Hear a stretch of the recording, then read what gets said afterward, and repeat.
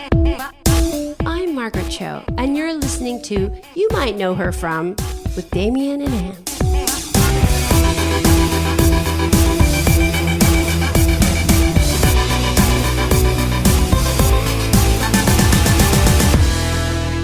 Folks, welcome back to season 2 of You Might Know Her From with Damien and Ann. I am Damien. I'm Ann. And we are so happy to be here with you. I can't believe it. We were on summer hiatus and now we're back weekly. I just walked on Damien's back. I put CBD oil on him. So we're rolling into the second season with a lot of hot energy. Yeah, while we did that, we both were laughing while Ann was walking on my back. Then we decided to give ourselves one treat before we started to record, which was to look up some lesbian gossip on the internet and read it to each other. We realized that we were wasting time, that we could be doing some recording, and that would be the rest of the afternoon. It's great to be back. We have had a nice summer. We both got to take some time away, some time off. I got to see a lot of my family. My sister and her kids came back from Sicily. They've been gone for 3 years, so I got to spend a lot of time with them, so that was great. Got to take them to their first Broadway show. Amazing. What did you see? We took them to see Wicked, thanks Aaron Glick. And I have to say, they are so excited. They keep sending me WhatsApps. They're back in Italy now, but they keep sending me WhatsApps that are a handwritten list of the whole track list, and then they ranked their top 5 songs. What's their number one? Osage's number one is One Short Day. Is that in Emerald City? I have no idea. I actually don't know either. I don't remember. I just saw it. And Tupelo's number one is Popular, which is also my number one. There you go. I was very charmed by the whole thing. We got a booster seat for Osage because he's very small, so that was a thrill. I'd never seen a kid in a booster seat in a Broadway show. It was very sweet. Oh, that's very exciting. Yeah. Did they ask you if you wanted one? No, I said, I bet they have them. And then I saw him seated, and I was like, he probably can see nothing. And so I made it happen, and I really felt like a great aunt move. So yeah, it was really pro. Yeah, it was very cool. So I was very grateful. Aaron Glick helped us out with getting some choice house seats, and it was really beautiful. So that was fun. What about you? How was your summer? My summer was good. It was really busy. I was traveling a lot for my day job, which was exciting and good and also really exhausting, and nice to be back in New York now for a minute. But I'm glad to be doing this. And also, one of my trips this summer was in LA with none other than you. It was insane. I really couldn't take any time off of work, so I was there for like 36 hours. Yeah. We had 8 interviews that we banked in Los Angeles. Yeah. We booked a hotel room for 2 nights. We were there. We slept in a bed for the very first time. Oh, yeah, we shared a bed. And it was I feel like we took our relationship to the next level, actually. Absolutely. I was worried that we were going to discover some dark secret about each other, like staying in this. It was really like the interviews were back to back to back to back, like hosted in the hotel room, and we had to keep getting like turn down service. And then like sometimes the actresses would call in the middle of an interview and they were downstairs. It was very interesting to try to navigate the whole thing. Yeah, it was interesting. We were in a king size bed, but our bodies didn't touch the whole time. Not at all. Oh, so we went to a organic taqueria where we were mistaken to be people who worked on the staff. We both were, in the woman's defense, we both were wearing like Hawaiian type shirts. But, she did ask us for a bag. It was rough. I took a Lyft where I had asked the guy, because I was flying out of LAX later that weekend, how early do I need to get there? And he said, what time is your flight? I said, it's at midnight. And he said, 6 o'clock. I said, oh my God, no way. He said, yeah, the traffic to LAX is crazy. I was coming from Culver City. I was going from Culver City to LAX. It should have taken like 20 minutes. It took me 2.5 hours. I'd never seen it before in my life. A guy got out of my cab and he started walking up the highway with his rolling suitcase. He walked to LAX because he couldn't take the traffic anymore. I said, 6 o'clock seems pretty aggressive. He said, you might want to make it 5. I said, oh my God, that's nuts. How long? You're just like a lifer here. You know all the things, so you must be a real expert. How long have you lived here? Your whole life? And he said, 2 weeks. Kevin had just moved from Denver and he had sage advice for me. Oh, love Kevin. I saw the love of one of my nights. We went out for like drinks with our friends Brian and John when we were in LA one night, and we were out for like maybe 2 hours. Right. And of all the places in LA, I happened to see somebody that I had like a very intense, for me at least, like dalliance situation with, and he was there with his boyfriend. I saw him and I was like, that looks like, and then I was like, oh God, I saw the look in your eyes and I was like, motherfuck. He also like with his boyfriend was doing that thing where he like insisted on engaging. Yeah, and like pulling aside, and I was trying to check in without being... you were being a good friend. I was like trying to check in without being aggressive, and then I was like, I'm not going to like intervene, but I'll just hang back and make sure you're okay. I don't need to whisk you out of there. I just got to say, if you see somebody that you had a dalliance with, but you're there with your boyfriend, don't pick a person up. I said, put me down. To be clear, he physically picked you up. Yes. Yeah, he wasn't trying to pick you up, or maybe he was, but also the whole thing was awful. But it was a great story. But the highlight, the way to make all of this better is that we had these 8 wonderful interviews that we did in LA, which we're going to be kind of putting out. We're going to pepper them throughout the season. So last season, we actually were just based in New York. So we just had access to actors when they were in the city or people that were New York based. We really branched out. So we've got a lot of like movie and TV people, and we're going to be throwing them in throughout the season. So be on the lookout. So we're really thrilled for you to hear a first of those. We interviewed Margaret Cho, a brilliant comedian, actor, writer, singer, fashion designer, activist, just a real like jack of all trades, has done all of the things. And one of the things that I love about her career is that she sort of says yes to many things. And now including us, add us to that list. Yeah, absolutely. She said yes to The Masked Singer, guys, when you folks, and you know how much I love The Masked Singer. You know, she is an Emmy nominee and a Grammy nominee, and she had us into her house. We did all of the other interviews in our hotel room, but Margaret Cho had us to her house, and it was just a thrill. One of the things that we talk about a little bit throughout the interview, but you can't see, is that her little chihuahua, Lucia, was on the table for the whole interview. So sometimes she was just like licking our hands while we were on the microphone, but really she made 0 noises the entire time. I was worried when I saw her size that she was going to be yippy. No, she was amazing. Beautifully silent and just a real charmer. Yeah, so Lucia was amazing. We also want to thank Ken Phillips, Margaret's guy, who was just incredible. He was just a total pro, a beautiful human, so kind to us, and really facilitated the whole thing. So, Ken, thank you so much. And we want to thank you for listening. If you enjoy this episode, if you've enjoyed past episodes, subscribe, rate, review. A written review would mean so much to us. Use those thumbs to write some words down on iTunes or wherever you listen to podcasts. It's really the most important thing is that we get those written reviews. So if you've been listening for this whole time, just take a second to do it. It really doesn't take that much time. And if you're a new listener, take a listen. If you like what you hear, go right to iTunes. That's how we get new listeners, and that's how we get sponsors. That's how we are able to afford to do this so that we can go take trips to LA and interview more amazing and brilliant women. That said, giddy up. You might know her from All American Girl, Face Off, Drop Dead Diva, 30 Rock, Sex and the City, The Golden Palace, The Masked Singer, and her numerous comedy specials. Get wet and wild with us plus Margaret Cho. We are here with stand-up, actress, author, activist, singer, Grammy nominee, Margaret Cho. Yay! Hi. Hi. Thank you for being here. Thank you for having us in your home. Thank you. Yeah, your place is beautiful, by the way. Thank you. It's getting there. It's kind of been up through a lot of changes, but yeah, I've been here for a long time, so it's getting there, but it's very nice. Thank you. It's a stunning space. Yes, thank you. And what is the style? Meaning, I know nothing about California architecture, but I was like, I'm sure this has a name. Well, it's supposed to be kind of, I guess it's like Spanish or Mediterranean, in a kind of like mid-century California way. But it's also kind of Frankenstein because it's a lot of different styles mashed together of every person that's owned this house since 1928. So, which is when it was built. Yes. Okay. Oh, cool. So it's a lot of different eras and different, even in my time here, I've been here since I think 1999. It's gone through quite a few changes. Are there a lot of Hollywood ghosts that live in it? There is one lady ghost who I believe lives downstairs who I've never actually seen or spoken to, but supposedly she's here. She sort of keeps out of my way. It's sort of like that roommate that you know they live here, but you don't know them yet. Yeah. You never catch up with them. And then there's Tyler, who is the 21-year-old Irish setter who lived here before I came, and she died the day the family moved out. So I met her when I saw the house, and she was 21, and she would sit right outside on this deck here in the window, and I've seen her in the window.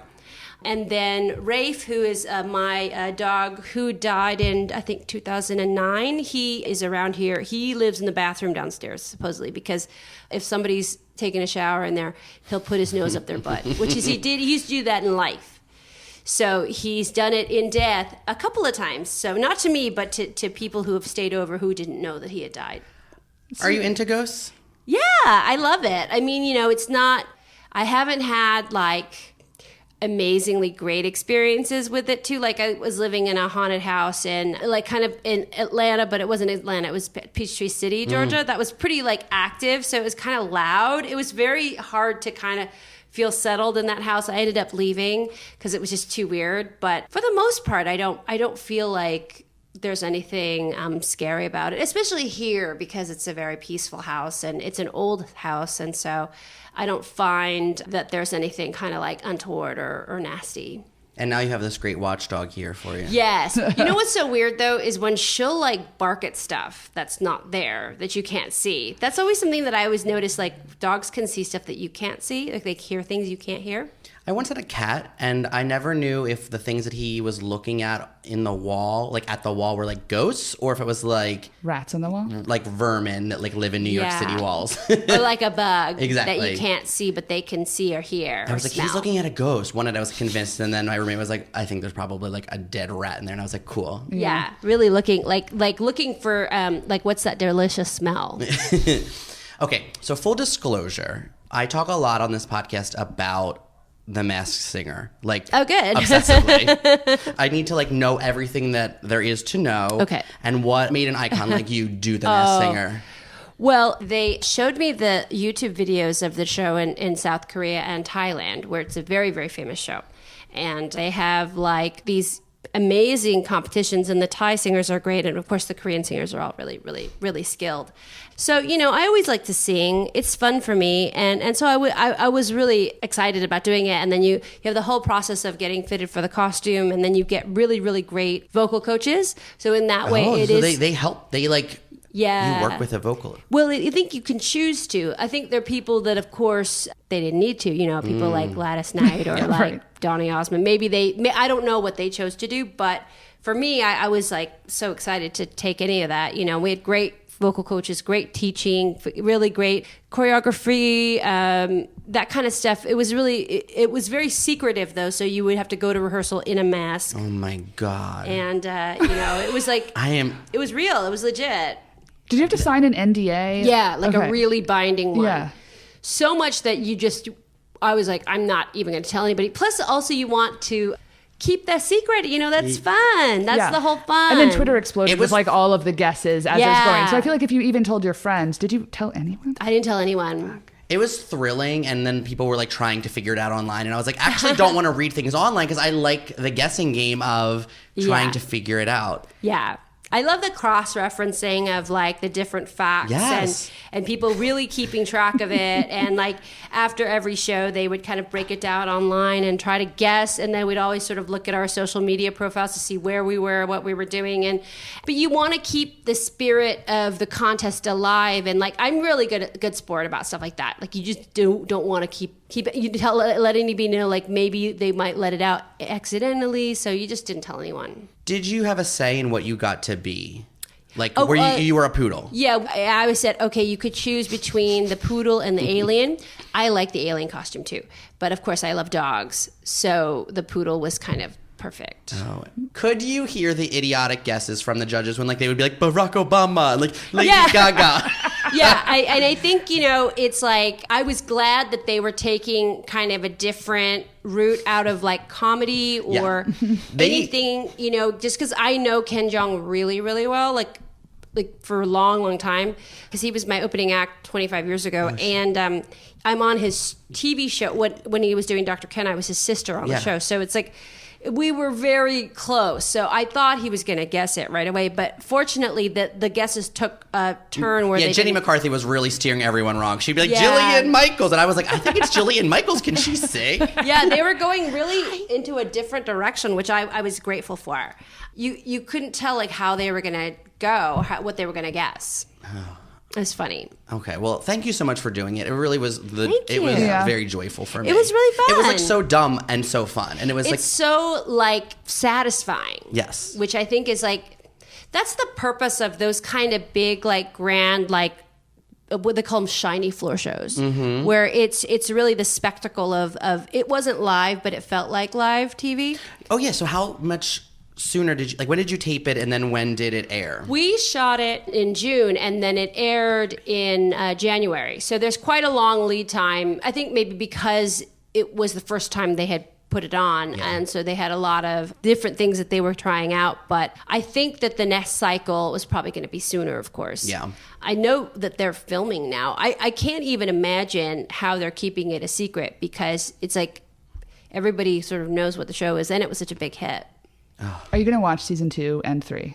Yes. I'm hoping that I can go and be a judge, a guest judge. Absolutely should be. That would be really fun. It's also just interesting. I like to see like the song choices that people make, and it's great to see another side of entertainers that you sort of think of as one way, and they're actually other things. So that's cool. Yeah, how does the song choice work? Were you like, I want to do Pat Benatar, and then they were like, okay, we can get the rights. Heartbreaker, fortunately, was a song that I had actually sung before with another band called Space Pussy in Cape Cod. And so the song was familiar to me. So that was kind of a lucky thing. And I was on tour with Cyndi Lauper before, so I've sung with her on different things, and so that the song choices kind of made sense. Like T-Pain did like country. He did things that were very different to what people think he's about. Yeah. And then Gladys Knight did like Chandelier, which I thought was a really good choice for her. And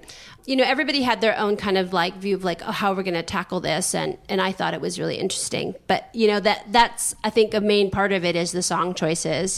For sure, that sort of show off what you can do, but also are easy enough to do without auto-tune. Major point, that you can sing live, that you can sing by yourself. But some people had auto-tune.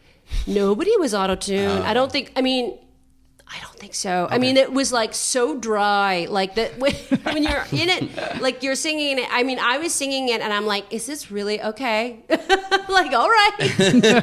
You have to make that sort of thing of like, okay, this is live. This is like not doctored in any way, not sweetened in any way. So you just kind of go, okay, well, that's fine. I love it. And I love sweetener talk. That's, yes. So if you had to go to rehearsal in The Mask, you had no clue. Did you have any guesses of who else was performing, or did you go in by yourself and you never saw anybody else? You never saw anybody else. And they had us in different locations, and then also all of your publicist managers, everybody was in disguise. Everybody had a mask. So your team had masks. What kind of mask did you get to choose? We all had like these this is amazing. I love the mask. The mask is really good. And we all had kind of a basic, Daft Punk, like a kind of like a Daft Punk face shield, like Daft Punk at the airport. Like not the full helmet, but like that kind of thing. So, but yeah, everybody had it. And also like they would give us a ride to where we were going, but we'd have to like meet off site and then all go together. It was very, very I'm controlled. into them keeping it, like not producing it to be a trick for the audience, that it was like legit. They were taking it seriously. Yeah. Very few people in the production actually knew who you were too, because they keep that a secret from like most of the people shooting, most of the people on the floor didn't know. The only people that knew probably were maybe like one makeup artist, because they had to go in case you got voted off, and then, they would do your makeup under, because you didn't have to wear makeup under it, because they were like assuming that you weren't going to be unmasked. But you're probably sweaty as shit then, right? Yeah, it was really sweaty. So like when you're in the bottom, they're like, okay, we're going to do Yeah, they would take it off and like put on your makeup really fast and put it back on, because it was really sweaty under there. It was hot under there, but at least it wasn't summer. So it was summer, but it wasn't this summer. This summer seems hotter than last summer. Okay, well, I feel so satisfied. Made our lifetime. Yeah, it's a great show. It was a cool process, and I had a really great time. It was a lot of work for sure because of all the stuff we had to do.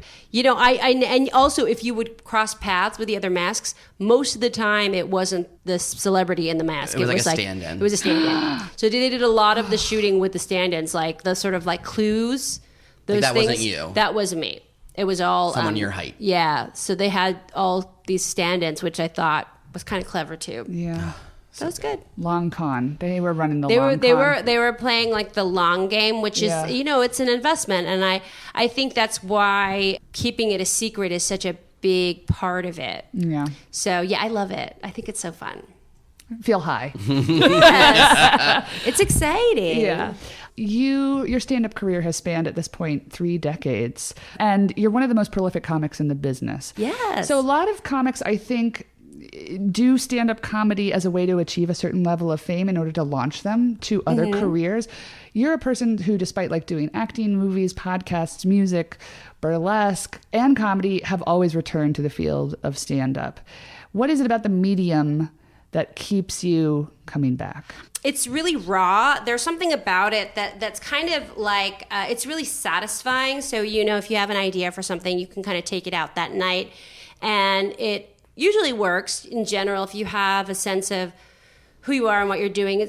Most of the time it should work. Sometimes, very rarely, it doesn't. But, that's great when you have a guess about, oh, maybe this will work, and then you go do it, as opposed to like, when you make movies, you don't find out if it works for a year or so, or, anything else, like TV is the same way. And there's just something about comedy that it's just very active and raw and achievable and fun. And it's also specialized, like it's a specialized skill. So like people, if they don't do stand-up comedy, can't do it. You can't like fake it. You can't like, it's hard to write for stand-up comedians other than like what we do, So it's such a specialized talent that I think it's really exciting to still be able to do it, and it's probably what I will always do. It's sort of like what I identify as a comedian most of all. What is the longest period of time you've ever gone like not doing stand-up? Not doing maybe a month or at the most 2 months. I couldn't probably imagine not doing it for longer than that, because the longer you stay away from it, the less you remember when you go back to do it. So it's almost like the dread of like going back to do it is like kind of too much. So you want to like make sure that you're kind of able to do it like fresh, that you have to be really on it to be able to endure it. It's such a weird kind of thing for your mind to process. So I try to do it as much as I can, at least once a week if possible. But usually it's kind of every night, a couple times a night. You love it. I think so. I think it's good. So when you have the itch, I think it's good. When you have the itch here in LA, do you like have your go-to places, or are you always looking to go to like a new spot that is sort of not high profile? No. I kind of go all sorts of different places. The most high profile would probably be the Comedy Store, which is a good place for your time investment because there's 3 showrooms and 2 shows in each one. So feasibly, you could do 6 shows a night if you wanted to there. So if I do something, I might do something there because then I could get the more bang out of my buck, like more time out of like being there. Other than that, there's like smaller places. There's sort of more indie places. There's like also just kind of cool, like laid back kind of, rock and roll kind of things that I think are really fun. So, I just sort of do whatever I can, but usually I'm like on the road working on the weekends, doing shows all over. So but it's good to stay like kind of on your toes if you're in town and doing stuff. So you have a lot of other irons in the fire, and you have like a fashion line, you've done burlesque, you also have a new podcast, The Margaret Show. Yes. Which is this thing where you sort of interview an established sort of iconic comic and then a newcomer that you think might be the next new thing. Yeah. I think it's good because I always can mostly figure out who is going to blow up. Like I think I could figure that out. There are people that I really enjoy their work and I want to kind of promote them more. And also part of it is like that feeling of getting to know somebody outside of what everybody knows them as.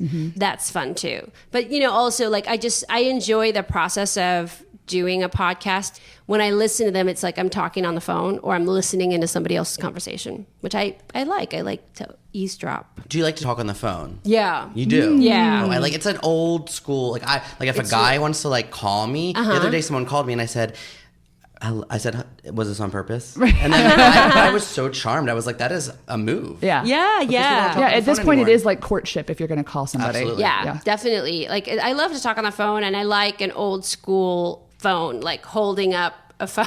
It's heavy. With a cord? Yeah, with like a princess phone, like with like a twirly cord, like in the bathtub having a phone. It's so fabulous. Yeah, there's gravitas to that. Yeah, there's just something about like the big like receiver. But I mean, I don't know, like there's something intimate about podcasting that I think really translates to a very broad audience, and it's just fun. Is there anybody that you can think of along the road that you saw something in a moment and you said that person's got about it. They're going to be huge. Oh, well, I'm sure it was Jonathan Van Ness. Yeah, that's probably like my best guess of like, oh, well, I know. As soon as I saw him in a very early Game of Thrones. Yeah. Right. And I was like, this guy is amazing. First, I thought he was a character.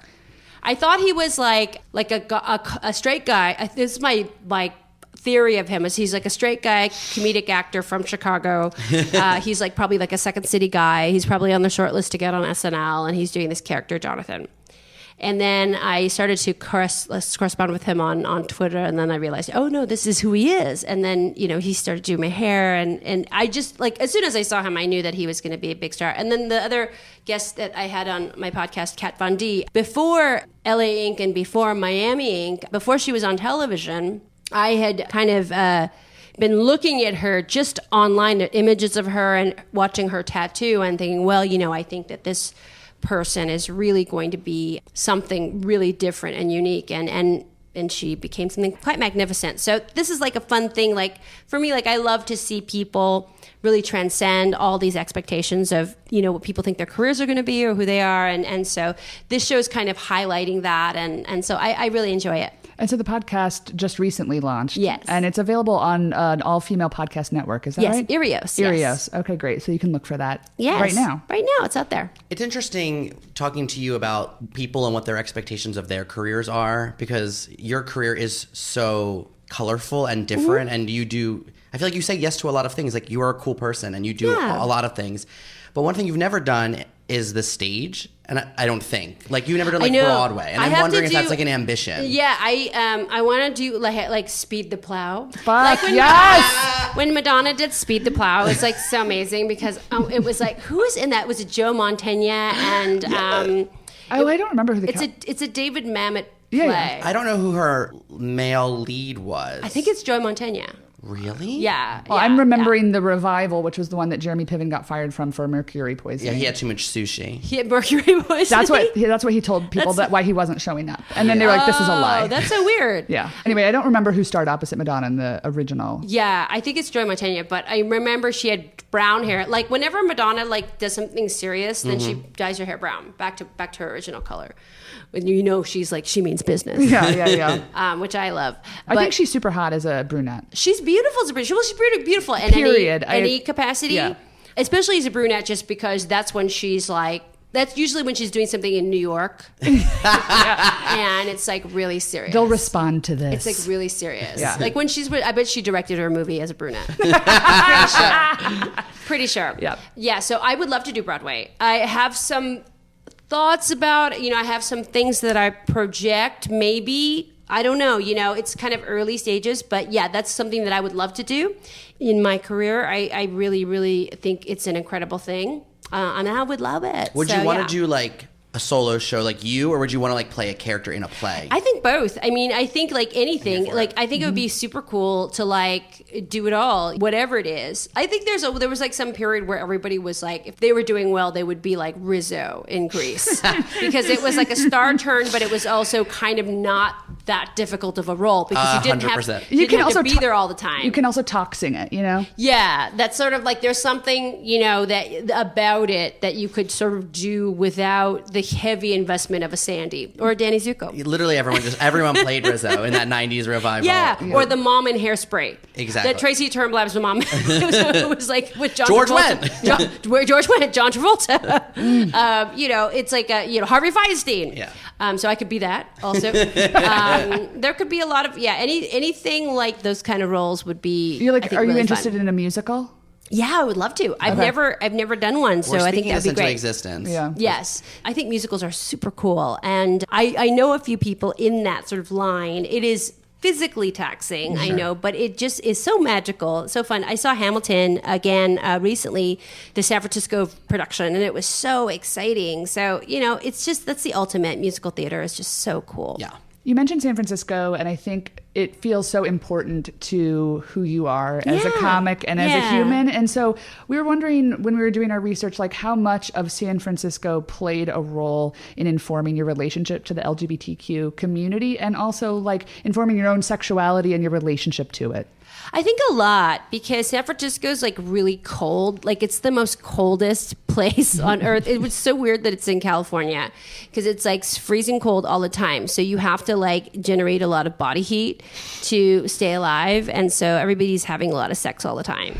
That's part of it. Also, it's like very like people are in San Francisco very like individualized. So, you know, this is like the first place where I understood like people asking about pronouns. Asking about what are your pronouns or how do you identify? This is like a major thing. Like nobody assumes who you are from how you present. They don't make a clear assumption unless you tell them about your identity. So that I think is really amazing. I think San Francisco also right now is very different because it's certainly taken over by tech. So it's not the city that it used to be. Yeah. But it's still very gay and still can be pretty weird. So there's a lot of things about it that have changed, but the spirit of it, the political progressive spirit of it is definitely an exciting one. So much of what you gave in your early stand-up, all of your stand-up, but I have this clear, distinct memory of like being a closeted kid in Missouri and hearing you talk about, I can't remember what special it was, but hearing you talk about if you're going to fuck a woman, you want to fuck a diesel dyke and not lipstick lesbian. And it just like, it blew my mind, you know, because I feel like I hadn't heard that talk on my television before. Yes. And it exploded something in me, you know? Well, you know, it's true. But actually that's also... That's also making an assumption, like we know what's behind the lipstick of a lipstick lesbian, or what's behind the so. But I think that still remains to be true. Like you do want to go for the butches. It's definitely the best. I like that anyway. Yeah. Okay, your sitcom All American Girl was brilliant, hilarious, and historic. As it represented Asian Americans on national television. The cast is incredible and features a very brilliant Amy Hill and B.D. Wong. And I'm wondering, at this point in your career, did you have any input in casting your family? Yeah. At that point, I really did want to cast B.D. B.D. was just somebody that I idolized from theater, from M. Butterfly, and, you know, just an amazing actor and just a really fun guy. And Amy is also amazing in the theater, somebody that I've just really admired forever. And so it was really great to work with them. I felt like, you know, casting them was a pretty simple decision because they were just the best. Was there any pushback with Amy? Because I believe, if I'm not mistaken, that she's like was much younger then. She was not like the age of a grandmother. I think Amy was probably in her late 30s, as was Jodie Long, who played my mom. They were both in their 30s when we did this. I mean, it's so crazy, but you know, it doesn't take much to play age, especially in a kind of a broad format like sitcoms. You know, you're able to do a lot. I mean, if the Golden Girls were all pretty young ladies, which is wild, right? I know. Yeah, you know, it's like you don't need that much to convey this idea of age and play it convincingly as a comedian. It's also like pre-HD before it was like... Yeah, so it was easy. It was easy. But, you know, Amy is great and you know, BD's great. They're all great. I love the cast and we had a great time doing that show. You've talked a lot about the struggles of that show and like that network pushback and like their mood forever changing. Do you have enough space from it now that you can like look back on it mostly fondly, or does it still feel like, fuck, that was traumatic in so many ways? No, I mean, I think it's great. Like, I think that what's really amazing is that the legacy of the show has really endured. People really talk about it nowadays in the same kind of way, like that they did back then, which is really incredible because showbiz, like the memory of things like goes away pretty quickly. So for a show that only lasted one season 25 years ago to be talked about like this still is really, it's pretty profound. So I'm glad for it. I think it's really good. And what's great about it is that it inspired a lot of other people out there to see that there were other Asian Americans on television, that they could also make a go of it. You know, people like Ali Wong and John Cho and Awkwafina and all of these wonderful, wonderful people. Like it's really exciting. That's really inspiring. Is there a version of like a 30-minute single camera or multi-camera sitcom that you would be interested in doing? Yeah, I love that. I mean, I would love to do anything like that. I mean, I had done a pilot It's been 2 years now since I did a pilot that was about a Korean American family who were opening a medical marijuana dispensary. I guess now it would be a recreational marijuana dispensary in Los Angeles. And so, unfortunately, it was, again, 2 years ago, a little bit ahead of its time. But, I'm always trying to figure out what that is, what the next television thing would be. I would love to do kind of a very traditional multicam. Like, I love those kinds of shows like the Golden Girls or, like these shows that we grew up watching, or like a Good Times, or, those kinds of things I think are really exciting. So hopefully we'll get to do that. This is a question for later in our rapid fire, but I'm just going to bring it up since you brought it up. Okay, so Golden Girls fan, obviously. Yeah.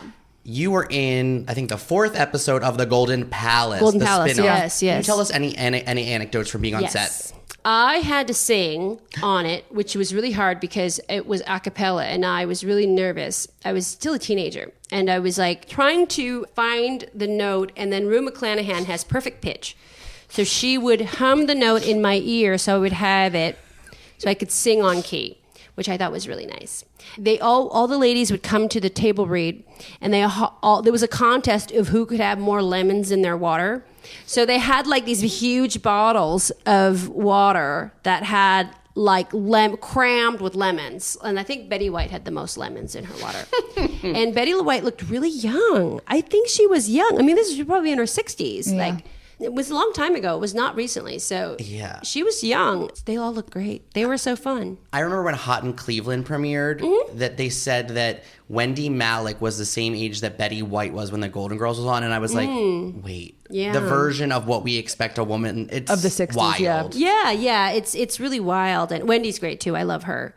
Golden Palace was the weird show. And then Don Cheadle was on it. Yeah. Don Cheadle was kind of like, I don't know if he was a replacement for B. Arthur, but he was kind of put in like as a sort of a... to like fill the plot. Just to fill like the plot devices that the B. Arthur character would have like He was done. the no-nonsense, like bites his fist. Yeah, sort of the reality check. So he's in there. Cheech Marin's in there. And I remember, because Quentin Tarantino was on the show too. He was on it, I think, a couple of episodes before me. He was an Elvis impersonator. Oh, that is cool. Yeah. Wait, were you friends with Quentin Tarantino then? Did you know who he was? I didn't know him then. I didn't know him when he was still an actor then. I knew him right after he made Reservoir Dogs. He would hang out at this place called the Snake Pit on Melrose, which I believe is still there. It's a bar. And so I saw him there, and we were hanging out, and he was a fan of my comedy. That's when he was sort of around Hollywood. But before that, like, he was an actor, and also working at Video Archives in... I think it was Hermosa Beach, his video store that he worked at? Yeah, he bought the inventory because they ended up closing. And so we watched like all of the 8,000 movies that he had. Like, I don't think we watched all of them, but we watched a good amount of them. It was a great thing to go through. He had quite a collection because he just bought the whole store. That was around the time that you were sort of running like fast and loose with this like very 90s crew of like artists and like now icons. And so Quentin Tarantino was in that mix. Can you tell us like one of the wildest, weirdest, most bizarre parties or strangest from that time? So I was around Quentin a lot when Pulp Fiction was getting nominated for everything, and it was award show season, and it was getting nominated for so many things, and so we would go out to like, I don't know, like the Cheesecake Factory or something in Beverly Hills, and you could not believe how much people kiss our ass for being together. Like, we would walk in somewhere and everything would stop, and everybody would just look, and it was so crazy how much power somebody like that has in Hollywood in a way that it's like almost mythical. Like, I've never seen anybody else wield that kind of power, like, ever. It's really astonishing. And he's of course a very nice and very humble guy and very patient about it and stuff. But I was really blown away by it. I've never before and never since have I seen Hollywood react to somebody that way. Because usually, like in show business, like, people don't really care. Like, people are like, oh, there's always somebody else, or you're always sort of like kind of being ignored over somebody else. That's sort of the way Hollywood is sort of like the socially like consciousness of it. Like, you're constantly kind of battling the hierarchy, but to be at the height of it, I'd never seen it before. And it's really awesome. Yeah, doors just opened. It's crazy. And then people would come up and they would always like invite us over, or we'd go to like a place so everybody would want us to sit at their table, and I mean, it's just it's so amazing, and it's great. I'm glad that I got to see it, because it was just so wild. So that, to me, like, what witnessing show business power when it works in your favor. I've never seen it, but it's really cool. Yeah. You had a supporting role in Lifetime's Drop Dead Diva, which I was very into. And yes. The premise is that, like, a model type is in a car crash and comes back in the body of a plus-size lawyer, Jane. Mm-hmm. And you played Jane's, like, dry assistant, Terry. Can you talk about that experience? I feel like you mentioned it earlier when you talked about living in Georgia, maybe in like a haunted house. Yes. Oh, yeah. So we were living there while I was shooting that, and it was interesting because it was a rom-com procedural, which was sort of it was kind of a 90s thing, because that sort of was like Ally McBeal. Totally. So we hadn't seen that until Drop Dead Diva. It was really fun. I really enjoyed working on it, and I've never worked on a procedural before, so that was new and different. And everybody on the show was so good. It's a different genre. It's a totally different world, and it would go like be very serious at times, and also sort of very much into this romance. And it was set in Los Angeles, but we were living in Georgia filming. It's the new way. Yeah. But, well, I think maybe not now, because everybody's pulling their projects. Everyone's pulling all the projects out now. Which I think it is weird, like, because we were actually we filmed that show at the Chick-fil-A airport. There's a special Chick-fil-A airport that it's horrifying. And it's like everybody on that show is gay. Like everybody, all the writers, everybody like that was behind the camera is gay on that show. So it was like this weird thing of like that guy, like the Chick-fil-A guy coming through, and he would like give us like cards for free sandwiches. And it was so uncomfortable and weird. And I'm like, why are we doing this here? It was weird, but that's just the way it is there. That's just the way it is. Super weird. So one of the things that you killed in was your Kim Jong-un and Kim Jong-il that you did on a handful of episodes of 30 Rock, and then also at the Golden Globes with Amy and Tina when they hosted.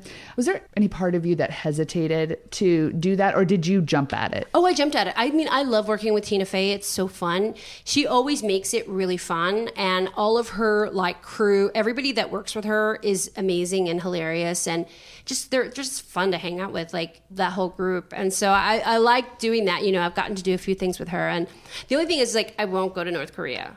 Like, I'm super scared of it. Like, it's weird. Like, it's really scary. So you just don't know what they're going to do. Well, there was that thing where the interview, that James Franco, Seth Rogen movie, like their distribution got pulled because North Korea was like, you can't do this because it was about an assassination plot for Kim Jong-un. Yeah. So that was after your 30 Rock stint. But was there any of that pressure or like mild fear in the back of your mind? No, I didn't have a sense of like any of that. I mean, just that I would be in any kind of danger, but I'm not going over there. Yeah. Like, I'm not going there. Like, I actually went, when I was a kid, I went to the DMZ, and it was really kind of like this horrifying thing, like all of the searching that they have to do through your stuff, try to just even go up to this place that's sort of like the border, but it's just the control of it. It's freaky. It's just weird. It's like, I think that it's a scary country in so many ways, in the way that they treat their citizens and the way that everybody is there. So I don't know, but I haven't had to be afraid of anything. You were excellent in it. Thank you. You know.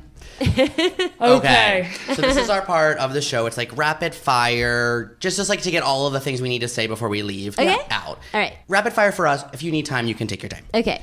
Margaret Cho, what was it like having John Travolta do Nicolas Cage inches from your face? It was really exciting. I loved it. It's terrifying to watch. It's terrifying, but also I became friends with John, and then I would go to his trailer at lunch, and one time I watched him eat an entire boysenberry pie. Like a 9-inch pie with a fork. That's the kind of man he is. Yeah, I love him.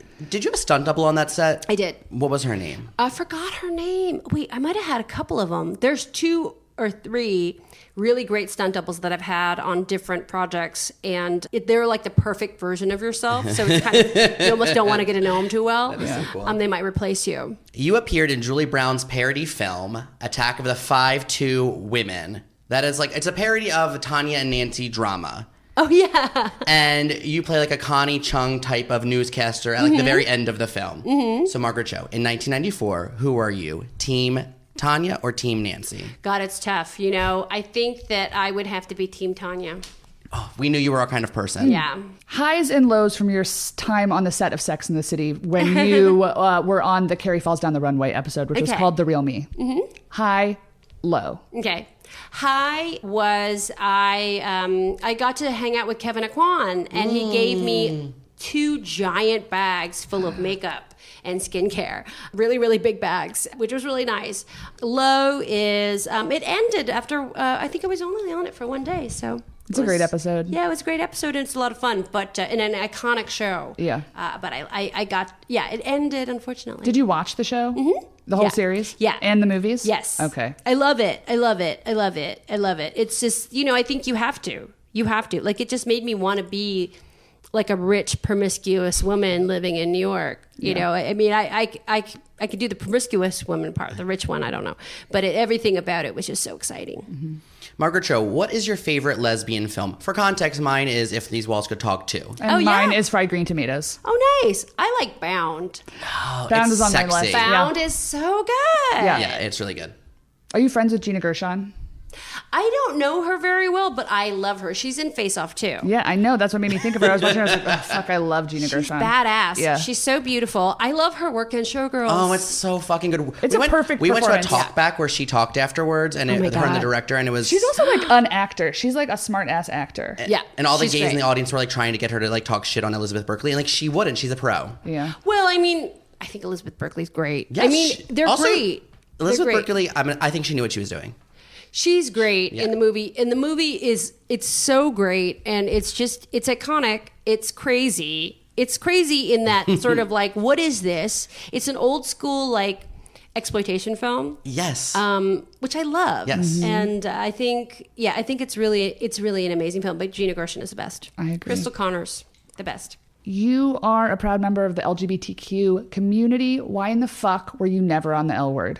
Well, I don't know, but I hope to be on the new one. Yes. I would love it. They are all great, because I would go do shows in Vancouver, and they would come and be in the audience, which is so great. I mean, I love all of them. But like, did they not approach you? It just seems like you should have been on the show. I wanted to do, there was one episode where they were supposed to come on, they were supposed to come to a concert of mine. And then it was, for some reason, it didn't work out. And unfortunately, we couldn't make it happen, and I really wanted it to. Was that the episode where they ended up going to see Sean Colvin on They may have. I don't know, but I would Dinosaur. have loved to be a part of it. But hopefully, we have another chance. Speaking I that was into never really the same existence. after Dana died. I was really mad after. I was really mad. The show was fucked up. I mean, I stand by it. And then Jenny, did you? I don't want to spoil it. In case No, it's you never- okay, it's okay. Jenny died in the final season too. Oh, okay. She was It's a murder murdered. mystery. It's a murder mystery. It's like Who Well- Killed Mr. Burns. The 5th season is like a murder mystery. Well, I mean, of course somebody's going to kill Jenny. She's like the. She's a of nightmare. Course, She's insufferable. Of course, that's the most drama is to get murdered. Like she always. That's true. Caused the most drama. She was a so- magnet for who do you think drama. the sexiest? Who was the sexiest on the L Word? Shane. Yeah, Shane's Yeah. amazing. I mean Shane, but that's sort of like the it's a really classic kind of, it's an archetype. It's a lesbian archetype. It's like a Don Juan, Yeah. Butch Lothario. It's perfect. Kate is perfect as that. So yes, I want to be on the new one. Yeah, we're gonna get you on that L Word reboot. Yes. Oh, Margaret Cho, I can't. I'm still like, it's been great. The Masked Singer stuff is like going to keep me high for like a week. Oh, good. I'm glad. So thank you so much for inviting us Thank here, being here with us. you. And Thank you. And we thanks love for your dog. Yeah, Thank you. thanks, Lucia. She's been on this table the entire time. I mean, she's just really acting. I'm like getting a she's- tongue bath. Yeah, I'm super into her. Yeah. She's just like really into it. Yeah. Thank you. Thank you.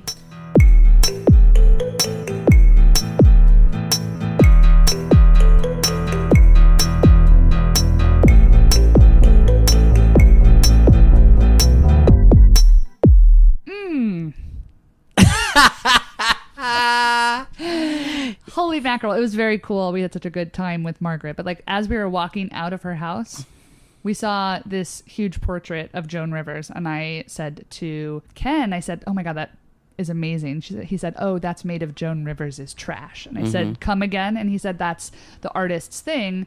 He uses trash like from her home and then does a portrait of her. It was stunning. So there was like gefilte fish and Aquanet and things so that were like cool. receipts, something that was like a Justin Bieber Band-Aid that was like in her trash can. Yeah. It was spectacular. The artist's name is Jason Messier, and we'll put him in the show notes. Did he also had done a portrait of Margaret that was in her He house did have home, a portrait right? of Margaret as well, yeah. So those were hanging opposite each other, and Joan was obviously a huge influence on Margaret, so it was very cool to see that on the way out. Yeah, it was very exciting. It was a really fun interview. I loved that we got ghost stories in there too, because that was obviously not planned, but it was chef's kiss. And also the Masked Singer talk just made me wet. So, I mean, I really could talk about the Masked Singer for always. Yeah.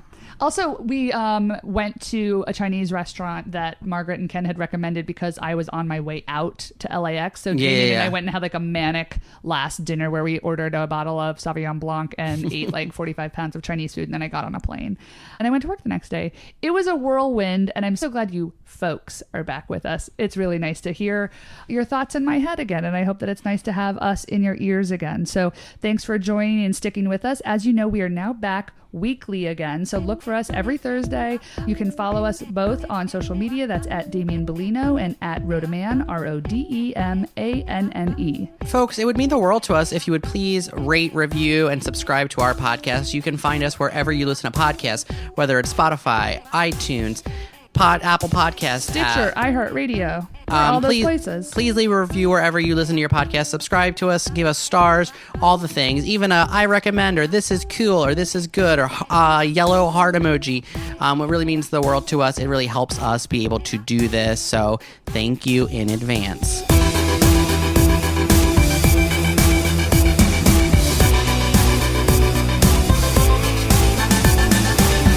You Might Know Her From is produced by Damian Bellino and Ann Rodeman. Special thanks to our consultants at Grumpy Entertainment, Jason Jude Hill and Daniel Sears.